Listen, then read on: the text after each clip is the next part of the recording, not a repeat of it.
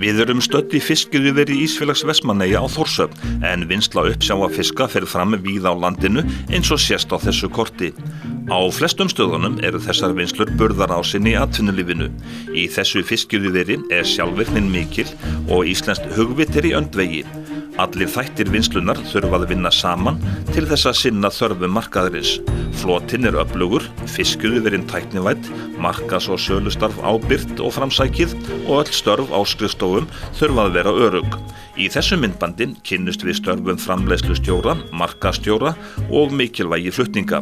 Við hefjum leikinn á Þórshöfn og ræðum við framleiðslustjóran. Þetta nú æði fjölbreytt starf og kemur víða við. En í grunninn þá má segja að mitt starf er að framfylgja því sem framkvæmdastjórinn og eigendur félagsins vilja við gerum hérna í frystihúsinu á Þórshöfn. Við vinnum mjög náið með útgerðardeildinni til dæmis sem að sér okkur hráefnisöflun og það er svona bara dagleg stýring þar í gangi á milli deilda. Eins vinnum við náið með bókhaldsdeildinni getum sagt, fjármáladeildinni og við erum með hérna innanhús hjá okkur gæðastjórnun sjálfur og fleira. Þannig það er mikil dagleg samvinna í gangi og menn tala mikið saman. Uppsjávarvinnslan er árstíðarbundin en á Þórshöfn er líka bolfiskvinnsla. Þegar mest að vera eru starfsmenn á bilinu 140 til 150. Siggeir segir að undirbúningurinn skipti alltaf miklu máli. Við erum að byrja til dæmis í makrílvinnslu í lok júlí en það má segja það að við séum byrjuð að undirbúa og skipuleggja hana veturinn bara í framhaldirinn að loðnuvinnslu í febrúar. Þetta snýr að mjög mörgum þáttum, þetta snýr að starfsmannamálum, að hafa rétta fólki í rétta stöður alls staðar.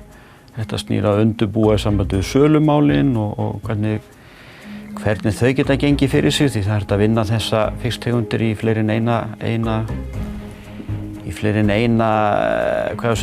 eina afurð og þetta snýr að því að hafa tæki og tól í lagi, undirbúa að fara yfir allan vinnsluferilinn og svo ekki síðast en ekki síst að þá er það gæðamálin. Að undirbúa það vel með okkar starfsmönnum, starfsfólki og líka með útgerðardeildinni. Siggeir segir að allir verði að vinna saman sem einn maður. Þetta gengur ekki öðruvísi. Vinnslan hérna hjá okkur á Þórshöfn, hún er svona, getur sagt, hálfsjálfvirkt. Þannig að afköstin þau snúast alfarið það að starfsmennirnir séu að gera létta hluti alls staðar og þannig að þetta er lykilatriði að menn vinni vel saman og nái saman, samskiptin séu góð, upplýsingaflæði þarf að vera lykilatriði á milli aðila og manna, þetta þarf alltaf að harmonera saman. Við kveðjum Þórshöfn og höldum til Akureyrar og heimsækjum skrifstofur Samherja sem er eitt öflugasta sjávarútvegsfyrirtæki landsins. Sölu- og markaðsstjórinn selur og markaðssetur afurðir fyrirtækisins.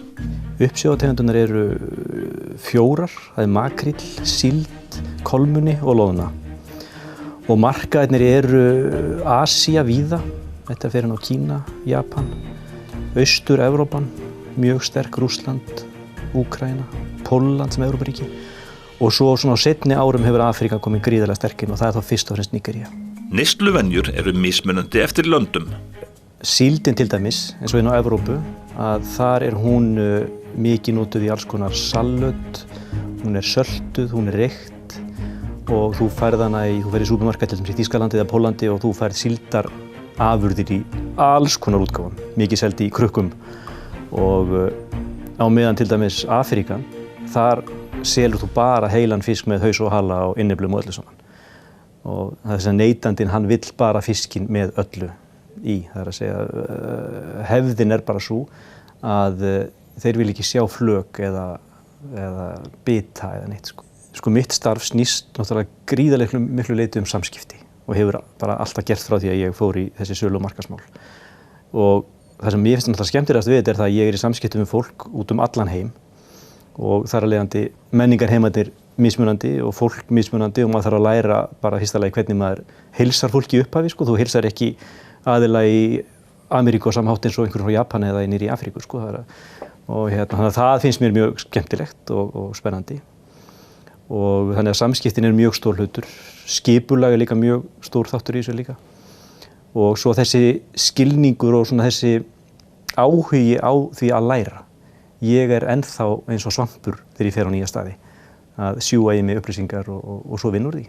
Birgir sér ekki eftir því að hafa valið sjávarútveginn sem starfsvettvang. Þegar ég valdi sjávarútvegina þá fannst mér ég hafa allt þar. Það að segja við vorum með hráefnisöflun, við vorum með framleiðslu, við vorum með gæðamál, við vorum með tölvumál, fjármál, alheimsviðskipti. Þannig að fyrir mér þá var bara allt í þessu og það hefur bara komið á daginn. Það mér ofalega í huga þegar ég fór ég held að það verið fyrsta skipti til Nígeríu og var þar stoppaður á flugvellinum þegar ég var að labba út og þá steig allt í einu framfyrir mig hermaður og tók upp hríðskotabyssuna og spurði mig what did you bring for me? Og þá svona eftir ég var komin út, þegar það segja ég bara labbaði fram hjá honum og gekk út úr byggingunni og muldraði eitthvað sem ég myndi ekki eftir hvað var, að þá svona hugsaði með mér hversu heillandi heimur þetta nú, en ég búinn að fara þarna held í 20 sinni síðan og læra að meta það sem þarna á sér staða. Flutningar á markaði geta verið flóknir en framleiðslufyrirtækin leggja ríka áherslu á að afhenda afurðirnar á réttum tíma. Þannig lagður grunnur að farsælu viðskiptasambandi. Kannski stuttumálum að segja að ég sé samskipti við flutningafyrirtæki, umsjón með rekstur flutningaskipa Samherja, sem við frystigeymslur og aðra þjónustu aðila sem við notum í flutningum og eins eftirfylgni með flutningum og fá tilboð og meta þau og koma svo þessum upplýsingum til sölumanna og annarra sem þurfa á því að halda. Þetta ýmsar kröfur sem þarf að uppfylla, bæði varðandi meðferð á aflanum, afurðunum og aflanum, tímasetningar. Það eitthvað sem svona í vaxandi mæli sem við þurfum að hafa í huga með aukinni ferskfiskvinnslu. Þá allar tímasetningar orðið miklu mikilvægari heldur en var. Þetta svona oft klukkutíma spursmál þegar verið að ræða ferskan fisk. Frystifiskurinn auðvitað í afslappara ferli, sem maður segir.